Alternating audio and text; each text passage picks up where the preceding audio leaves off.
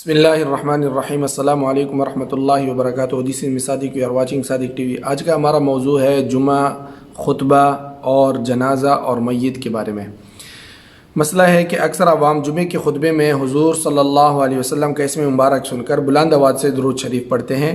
یہ جائز نہیں، زبان سے درود شریف نہ پڑھے، ہاں دل ہی دل میں پڑھ لینے کا کوئی مذائقہ نہیں۔ جب امام کہتا ہے ان اللہ و ملائکتہ یصلون علی النبی یا ایھا الذین آمنوا صلوا علیہ وسلموا تسلیما، تو پھر دل ہی دل میں آپ درود پڑھیں۔ مسئلہ ہے کہ اکثر عوام کو اس بات کا پابند دیکھا گیا ہے کہ جمعے کا پہلا خطبہ سنتے وقت دونوں ہاتھ اس طرح باندھ لیتے ہیں اور دوسرا خطبہ سنتے وقت دونوں ہاتھ زانوں پر رکھ دیتے ہیں۔ یہ بھی بے اصل بات ہے۔ اس طرح تکلف سے نہیں بیٹھنا چاہیے، بلکہ آپ جس مرضی سے حیات سے بیٹھیں، لیکن یہ کہیں پہ نہیں آیا کہ آپ پہلے خطبے میں اس طرح ہاتھ باندھیں اور دوسرے میں زانوں پر رکھ دیں۔ یہ بے اصل بات ہے۔ مسئلہ ہے کہ بعض عوام نماز میں بائیں کہنی کھلی رہنے کو اس طرح جو بائیں کہنی ہے وہ خرابی سمجھتے ہیں کہ اس کی بائیں کہنی کھلی ہے تو وہ اس کو مکروہ سمجھتے ہیں، نماز میں خرابی آنا سمجھتے ہیں۔ یہ صرف بائیں کہنی کے ساتھ خاص نہیں ہے کہ آپ کی بائیں کہنی کھلی ہوئی ہے تو پھر نماز آپ کی مکروہ ہوگی یا آپ کے نماز میں خلل ہوگا، بلکہ دونوں میں چاہے دائیں ہوں یا بائیں ہوں، کھلی رہنے سے نماز مکروہ ضرور ہوگی۔ تو وہ حضرات خصوصاً خیال کریں جن کے قمیص یا شرٹ وغیرہ چھوٹے بازو والے ہوتے ہیں کہ اس طرح ان کی نماز مکروہ ہو جائے گی، ان کو ثواب اس کے کم ملے گا۔ یا وضو کرتے ہوئے آ رہا ہے تو دونوں ہاتھوں کو نماز میں داخل ہونے سے پہلے ہی آستینیں نیچے کر لینی چاہیے۔ مسئلہ ہے کہ بعض عورتیں فرض نماز بلا عذر بیٹھ کر پڑھنا جائز سمجھتی ہے۔ یہ بات بالکل غلط ہے۔ بلا عذر بیٹھ کر فرض نماز پڑھنا جائز نہیں۔ آپ کو کوئی عذر نہیں، کوئی بیماری نہیں، کوئی تکلیف نہیں اور بیٹھ کر نماز پڑھ رہی ہے اور وہ بھی فرض، چاہے وہ مرد ہو یا عورت ہو، تو یہ جائز نہیں ہے۔ ہاں نفل نماز بیٹھ کر پڑھ سکتے ہیں، چاہے آپ سے حتمند بھی ہو۔ جنازے کے متعلق اور میت کے متعلق جو غلط مسائل مشہور ہے، ان میں سے ایک مسئلہ مشہور ہے کہ خاوند بیوی کے جنازے کا پایا نہ پکڑے، یعنی اس کو کندھا نہ دے۔ تو یہ بالکل غلط بات ہے۔ اجنبی لوگوں سے زیادہ مستحق تو اس کا خاوند ہے کہ دوسرے اجنبی لوگ آئیں اور اس کو کندھا دے، تو اس سے بہتر تو یہ ہے کہ اس کا خاوند اس کو کندھا دے۔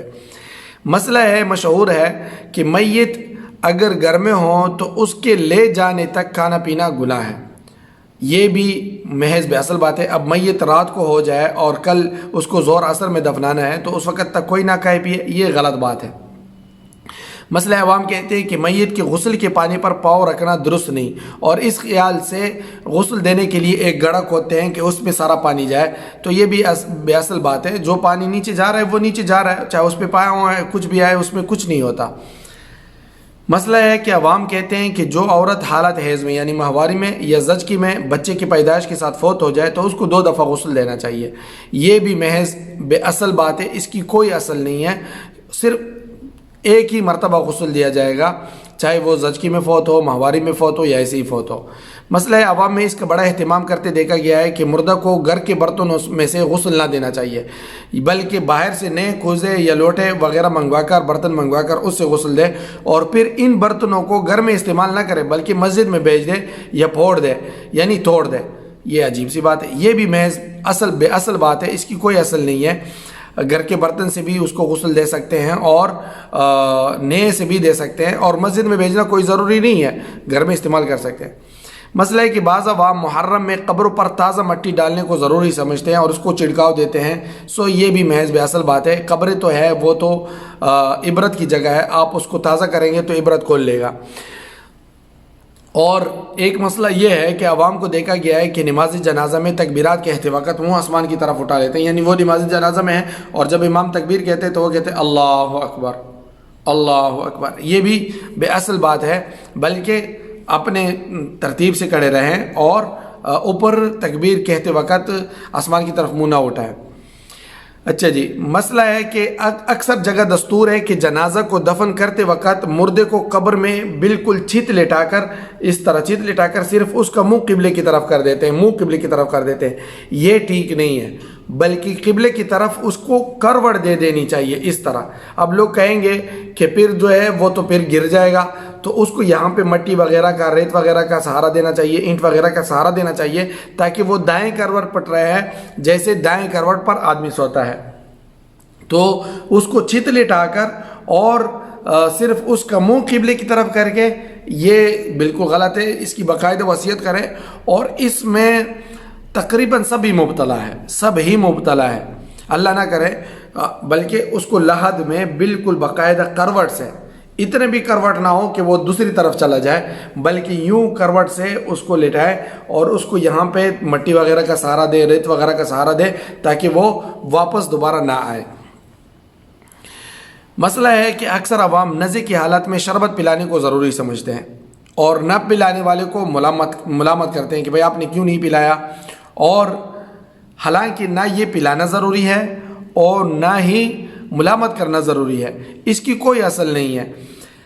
بالکل یہ ہے کہ نزع کی حالت میں انسان پر موت کی سختی ہوتی ہے اور اس کو پیاس بہت لگتی ہے، اس کا پسینہ چھوٹتا ہے، تو کہتے ہیں کہ اگر اس وقت وہ سمندر بھی پی لے تو اس کی پیاس نہیں بجھے گی، تو لہٰذا ایسے وقت میں شربت بنانا پلانا یہ خود بھی کوئی عقل کا کام نہیں ہے، بلکہ جو کام اس وقت کرنے کا ہے وہ یہ ہے کہ آپ اس کو کلمے کی تلقین کرائیں، اور یہ نہیں کہ آپ اس کو کہیں کہ کلمہ پڑھو۔ اس طرح کہنے سے بھی وہ ہو سکتا ہے کہ انکار کر کے میں کلمہ نہیں پڑھتا اور یہاں دنیا سے ہی مرتد ہو کر چلا جائے اور بے ایمان ہو کر چلا جائے، بلکہ کلمے کی تلقین کا جو بہتر طریقہ یہ ہے کہ گھر والے اور اس کے آس پاس جو ہے وہ اس کے پاس میں بیٹھیں اور اونچی آواز سے کلمے کی تلقین کرے، لا الہ الا اللہ، لا الہ الا اللہ، لا الہ الا اللہ، محمد رسول اللہ۔ اس طرح وہ ان کو دیکھے گا تو وہ خود کلمہ پڑھنا شروع ہو جائے گا اور جو ہے اس کو روح پرواز ہو جائے گی، یا جو ہے سورہ یاسین کی تلاوت کرے، قرآن پاک کی تلاوت کرے۔ شربت پلانا اور نہ پلانے والے کو ملامت کرنا اس کی کوئی اصل نہیں ہے، بلکہ ان چیزوں سے بچا جائے اور وہ چیز کریں جو میت کو اور جو اب اس کی روح پرواز ہونے والی ہے اس کو فائدہ ہو، نہ کہ آپ شربت بنائیں اور شربت پلائیں۔ یہ ہے آج کا ہمارا موضوع۔ دوستو، صادق ٹی وی کو سبسکرائب کرنا مت بھولیے، ویڈیو کو لائک کریں، شیئر کریں اور کمنٹ سیکشن میں اپنے رائے کا اظہار ضرور کریں۔ السلام علیکم ورحمۃ اللہ۔